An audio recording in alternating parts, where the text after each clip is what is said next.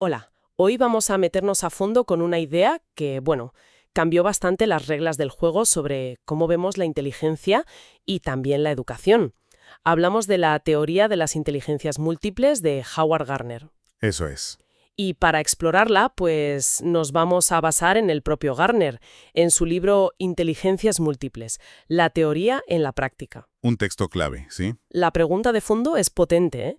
¿Y si la inteligencia no es solo una cosa que medimos con un test y ya está? ¿Y si todos tenemos, pues, distintos tipos de inteligencias? Exacto. Así que el plan es ver de dónde sale esto, qué dice exactamente, cómo chocó con las ideas de siempre y, sobre todo, por qué tuvo tanto eco en los coles. Vamos a desgranarlo. Muy bien, porque Gardner, que venía de la psicología evolutiva, lanzó una idea que rompía totalmente con lo que dominaba todo, que era el coeficiente intelectual, el CI, El famoso CI. el famoso CI. Y lo curioso, y aquí empieza lo interesante, es que su propuesta caló mucho más, pues no tanto en la psicología académica, que fue bastante, digamos, escéptica, ¿Ya? sino directamente en las aulas, entre la gente de educación. Tiene lógica empezar por ahí. Por esa ruptura, Gardner estaba, digamos, insatisfecho con esa idea de una inteligencia única que se mide y punto. ¿Qué era lo que no le cuadraba de los tests? Pues mira, su crítica era de raíz. Veía que la psicología de la época era muy rígida, que no quería ni plantearse cambiar su definición de inteligencia. Él llegó a decir, con una imagen muy gráfica, que era como intentar mover lápidas en un cementerio. Qué fuerte. Sí, sí. Y él propuso otra cosa, definir la inteligencia como la capacidad para resolver problemas y para elaborar productos que tengan valor en una o más culturas. O sea, Que no es solo pensar en abstracto. exacto, es la capacidad de hacer cosas que importen, que sirvan, en un contexto real. Vale, entiendo. No solo pensar, sino hacer. ¿Y de dónde sacó la evidencia para esto? Porque si no se fiaba de los test de siempre, ¿en qué se apoyó? Pues aquí es donde su enfoque fue muy rompedor para la época. En vez de quedarse solo con los números de los test, él y su equipo, en el Proyecto Cero de Harvard, se fueron a fuentes súper variadas, cosas que casi nunca se habían mirado juntas. ¿Cómo qué, por ejemplo? Pues analizaron cómo se desarrollan las capacidades en los niños, normales, claro, pero también, y esto es clave, estudiaron qué pasa cuando hay una lesión cerebral, cómo algunas habilidades se pueden perder del todo, pero otras quedan intactas. Ah, claro. Eso sugería que, bueno, quizás distintas capacidades tenían una base en el cerebro más o menos independiente. Entiendo. Buscar patrones en cómo funciona el cerebro y también en cómo se estropea. Pero creo que miraron más cosas, ¿no? Casos un poco fuera de lo común. Justo, se metieron a estudiar poblaciones muy especiales. Por un lado, niños prodigio. Ya sabes, en música, mates, ajedrez, niños con un talento brutal en algo muy concreto. Sí. Y por otro lado, personas con perfiles cognitivos, digamos, atípicos. Gente con síndrome de Savant o con autismo, que a lo mejor tenían dificultades en unas áreas, pero eran extraordinarios en otras. Él habla del caso famoso de Nadia, la niña dibujante, que la llama sabia idiota. Vaya mezcla de fuentes. La idea era buscar si había puntos en común, si todo ese puzzle de evidencias tan distintas apuntaba en alguna dirección coherente. Suena un curro de investigación enorme, ¿no? ¿Y cómo juntaron todo eso? Porque los métodos estadísticos típicos, como eso del análisis factorial que se usa para el CI, aquí no servirían, imagino. Exacto, ese es un punto importante. Como no podían hacer un análisis factorial puramente numérico, con datos tan diferentes, Gardner dice que hicieron algo así como un análisis factorial más subjetivo. Subjetivo. ¿Eso qué quiere decir? Bueno, no es que se lo inventaran, ¿eh? Se refiere a un proceso muy riguroso de revisar toda la evidencia disponible, la del cerebro, la del desarrollo, los casos raros, datos de distintas culturas, y buscar patrones. Buscar criterios sólidos para poder decir, oye, estas capacidades humanas fundamentales parecen distintas y merecen llamarse inteligencias. Y de ahí salió la famosa lista inicial. Estaban las dos que ya conocíamos de los tests, la lingüística y la lógico-matemática, pero luego añadió otras que, bueno, rompían bastante el molde. Ahí está lo revolucionario, porque sumó la inteligencia musical, la cinético-corporal, la de los deportistas, bailarines, cirujanos, ¿sabes? La espacial, la de la gente que se orienta bien, escultores, arquitectos, y luego dos muy interesantes, la interpersonal, que es entender a los demás e interactuar bien. La inteligencia social, digamos. Algo así, sí. Y la intrapersonal, que es la de conocerse a uno mismo, las propias emociones, motivaciones, poner todo eso al mismo nivel que la lógica o el lenguaje fue, bueno, un desafío directo a cómo se valoraban las cosas, sobre todo en la escuela. Me imagino el revuelo. Pero Gardner siempre insiste en que no somos solo una de estas cosas, ¿verdad? Que estamos mezclados. Fundamental, sí. Él recalca una y otra vez que estas inteligencias casi nunca funcionan solas en la vida real. Cualquier cosa mínimamente compleja que hagamos, ser un buen médico, un político hábil, un artesano, necesita que usemos varias de estas inteligencias a la vez, bien coordinadas. Como un cóctel. Exacto. Somos un perfil único de capacidades, no una etiqueta simple o un numerito de Zeil. Un buen periodista, por poner un ejemplo, necesita la lingüística, claro, pero también la interpersonal para sacar información y seguramente la intrapersonal para pensar en la ética de lo que hace. Entendido el concepto. Ahora, volvamos a eso de la recepción, que fue curiosa. Gardner publica Frames of Mind pensando en sus colegas psicólogos, ¿y qué pasa? Pues según cuenta él, la reacción en la psicología académica fue bastante, bueno, flojita. Incluso le ignoraron bastante. Vaya. Pero, en cambio, dio una charla a la NICE, que es una asociación potente de colegios privados en Estados Unidos. Y ahí, ¡boom!, un interés enorme, súper entusiasta, de la gente de educación, profes, directores, pedagogos.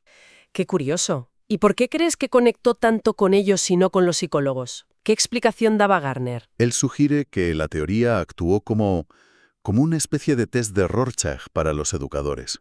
Les resonaba muchísimo con lo que veían cada día en clase. Claro. Veían las diferencias enormes entre los niños, diferencias que el modelo simple del CI pues o ignoraba o no explicaba bien. La teoría les daba como un lenguaje, un marco, para decir, claro, es esto. Validaba sus intuiciones. Les daba permiso para valorar otras cosas, ¿no? Más allá de las notas de lengua y mates. Exactamente.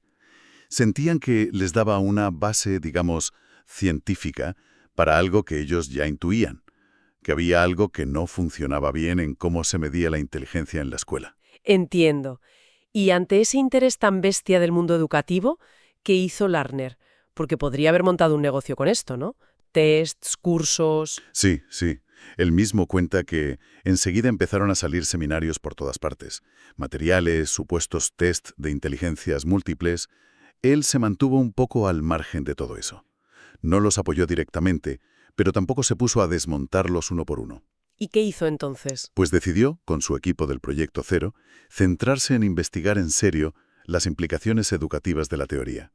Quería ver cómo se podían usar esas ideas para que la enseñanza fuera, pues, mejor, más justa. Y de ahí sale su idea de una escuela centrada en el individuo. ¿Cómo es esa escuela?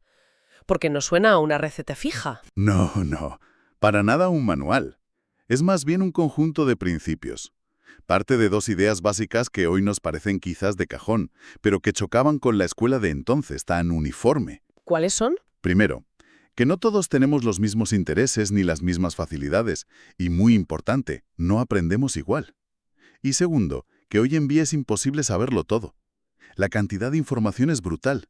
Así que eso del hombre del Renacimiento, pues ya no. Hay que elegir, hay que especializarse. Es inevitable. Vale, si partimos de ahí, ¿cómo tendría que ser esa escuela ideal, según Gardner? Pues tendría que ser un sitio mucho más rico en evaluación. Pero ojo, evaluación entendida de forma muy amplia, ¿eh? No solo los test de siempre. ¿Evaluación para qué? Para pillar las inclinaciones, los puntos fuertes de cada alumno en las distintas inteligencias.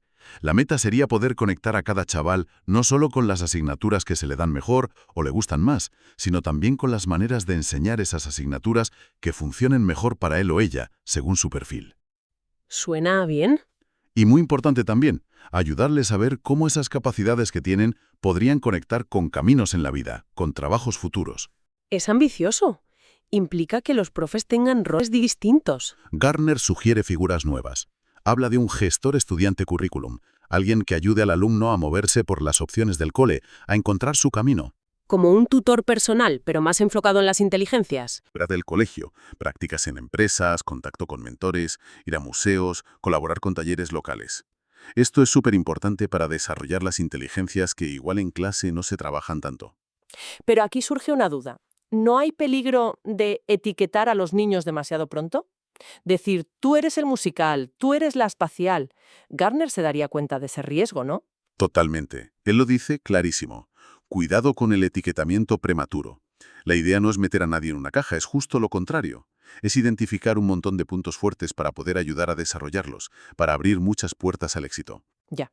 Y también, claro, ver dónde hay dificultades para poder dar apoyo, o buscar otras maneras de hacer las cosas, otras rutas que le vayan mejor a ese niño.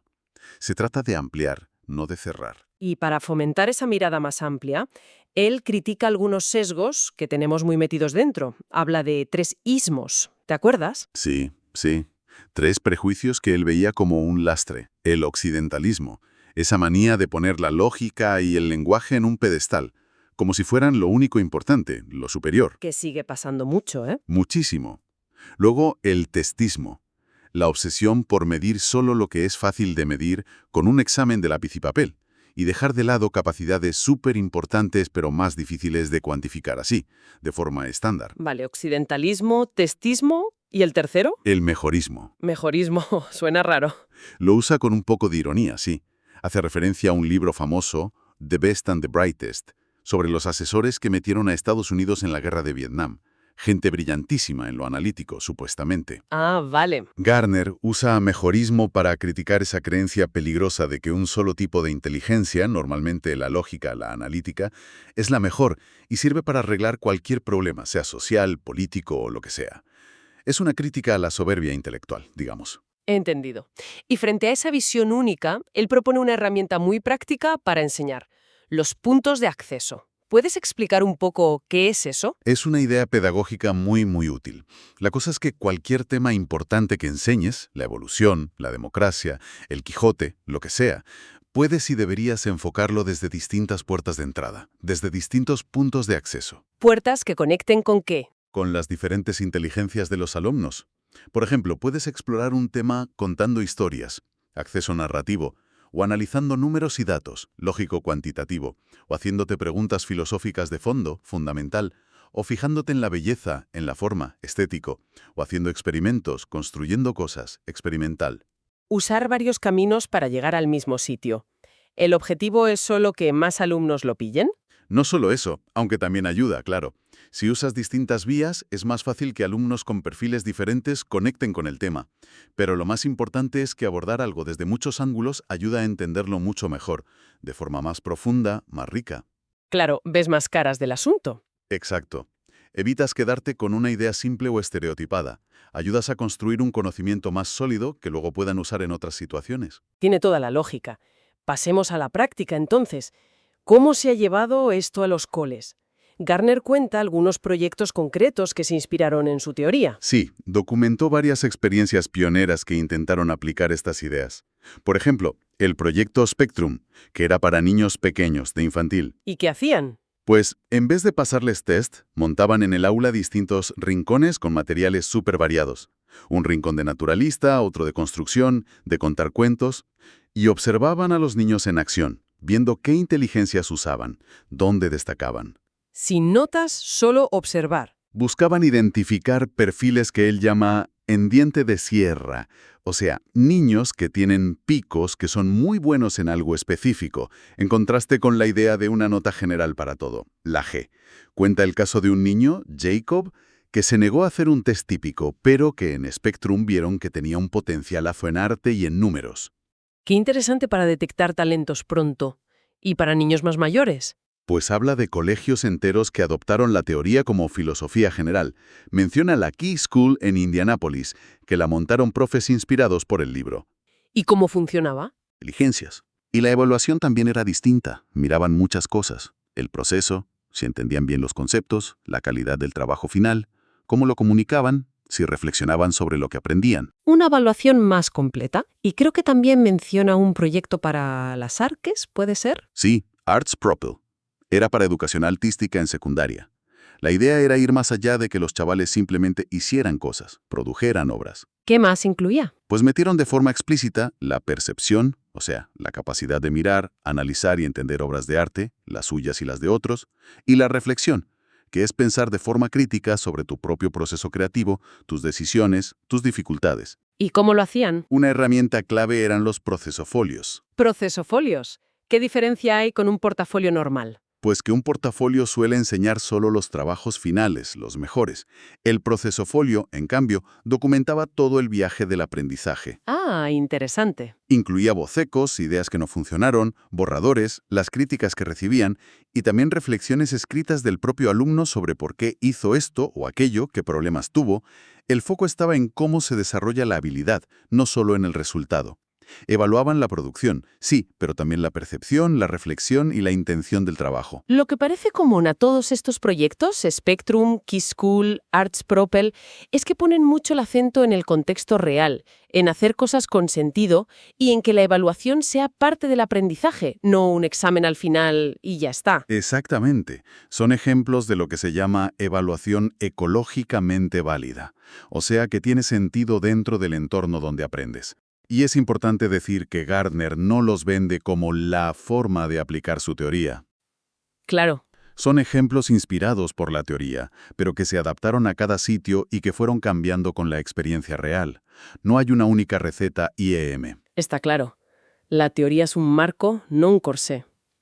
Y como todas las teorías que pegan fuerte, seguro que levantó debates.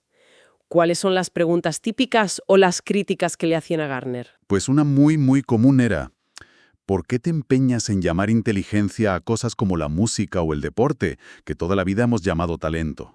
Tiene sentido la pregunta. Y Gardner respondía que lo hacía a propósito, para darle un toque de atención a esa jerarquía que siempre hemos tenido, que pone la lógica y el lenguaje por las nubes y desprecia un poco lo demás. Quería dignificar, dar importancia a más capacidades humanas valiosas. Otra duda típica. Eso del pensamiento crítico. ¿Se puede enseñar así, en general, para que valga para todo? Gardner era bastante escéptico con eso. Él decía que el pensamiento crítico no es algo abstracto que flote por ahí. Siempre está atado a un tema, a un campo concreto.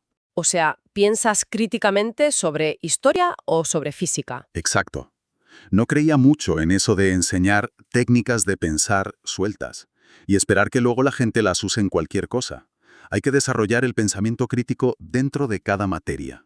¿Y qué decía del famoso factor G? Esa inteligencia general que parece que sale en las estadísticas de los test CEI. Decía que no existía. No llegaba a negar que estadísticamente apareciera ese factor cuando analizas muchos test escolares. Lo que él cuestionaba era su importancia real para explicar las cosas, su relevancia fuera del mundo súper específico de los coles y de los tests que están hechos precisamente para medir eso. Ya. Decía que no explicaba bien lo compleja que es la inteligencia humana en la vida de verdad. Entiendo. ¿Y la teoría en sí se quedó igual que al principio o fue cambiando? No, ha ido evolucionando. El propio Gardner, con el tiempo, ha puesto cada vez más el foco en lo importante que es el contexto, la cultura, la sociedad. ¿Cómo? ¿En qué sentido? Ha pasado de una visión quizá más centrada en lo que hay dentro de la cabeza de cada uno a reconocer que la inteligencia no está solo ahí. ¿A qué te refieres? ¿Dónde está entonces? Pues ha desarrollado mucho la idea de la inteligencia distribuida. Distribuida. Sí, la idea es que muchas veces lo que sabemos y lo que podemos hacer no está solo en nuestra mente, sino que depende de cómo interactuamos con herramientas, desde un lápiz a un ordenador, con símbolos, el lenguaje, las mates, los mapas y, súper importante, con otras personas. Claro, trabajamos en equipo, aprendemos de otros. Exacto. Casi nunca pensamos o actuamos totalmente solos. Nuestra inteligencia está, en parte, repartida en nuestro entorno. Eso refuerza todavía más su crítica a los test individuales, ¿no? Que te evalúan a ti solo fuera de contexto. Sin duda. Para él, la evaluación estándar, la típica, es limitado por naturaleza. Se centra en muy pocas inteligencias, no tiene en cuenta el contexto, suele ser aburrida y lo peor, predice bastante mal cómo te va a ir luego fuera del cole. ¿Y qué proponía en vez de eso? Pues abogaba por evaluaciones más auténticas, más reales, metidas dentro de proyectos con sentido, como las que intentaban hacer en Spectrum o Arts Propel. Evaluaciones que reflejen mejor cómo usamos la inteligencia en la vida. Al final parece que Gardner ve la inteligencia casi como un acuerdo, ¿no? Entre lo que uno trae de serie y lo que le ofrece el mundo donde vive. Sí, lo presenta como un compromiso, una interacción entre las capacidades que traemos de fábrica, por así decirlo, y las oportunidades, los recursos, lo que valora la cultura en la que estamos. Pone ejemplos de esto, ¿verdad? Sí, compara culturas. Dice que en sitios como Japón quizá hay más conexión entre lo que se aprende en el cole, lo que valora la sociedad y lo que se necesita en el trabajo. Y eso ayudaría a que la gente desarrolle su potencial. En cambio, en otros sitios como Estados Unidos ve más rupturas, más desconexión entre esos mundos. Entiendo. La inteligencia, digamos, necesita un buen caldo de cultivo para florecer.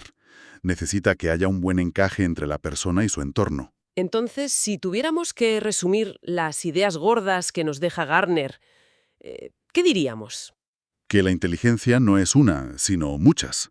Que cada uno tenemos nuestro propio perfil. Y que el contexto, dónde y cómo aprendemos, qué se valora, es súper importante. Eso es. Y el impacto que ha tenido en educación, aunque a veces se haya aplicado de formas un poco superficiales o se haya mal interpretado, ha sido enorme. ¿En qué se nota? Pues ha dado un empujón muy fuerte a buscar maneras de enseñar más personalizadas, que se preocupen de que los chavales entiendan las cosas de verdad, no solo que memoricen. Y sobre todo, ha ayudado a reconocer y valorar la diversidad de talentos que hay en cualquier clase. Ha legitimado la idea de que hay muchas formas de ser inteligente. Es una visión, la verdad, más optimista y más respetuosa con cada persona. Sí, sin duda. Pero Gardner nos deja también con un último desafío. Casi una pullita, ¿eh? ¿Sí? ¿Cuál? Pues dice, si vemos que los colegios de siempre, con su estructura, sus horarios, sus exámenes, muchas veces no consiguen fomentar esa comprensión profunda de la que hablamos, ni conectar bien con todas las inteligencias, pues igual tenemos que buscar inspiración en otros sitios. ¿Cómo? ¿En dónde? Él sugiere mirar, por ejemplo, a los museos de ciencia interactivos o a los modelos de aprendizaje más prácticos, como eran los antiguos gremios o como son ahora las buenas prácticas en empresas. ¿Por qué esos sitios? Porque por cómo funcionan, quizás son mejores para que la gente explore por su cuenta, resuelva problemas de verdad, conecte con el mundo real y se sienta responsable de lo que aprende. Ya veo. Y la pregunta que nos lanza es potente. ¿Podrían esos otros modelos darnos pistas para reinventar la educación? Para liberar de verdad todo ese potencial humano que, según su teoría, muchas veces se queda por el camino, ahogado por el sistema actual? Ahí queda la reflexión.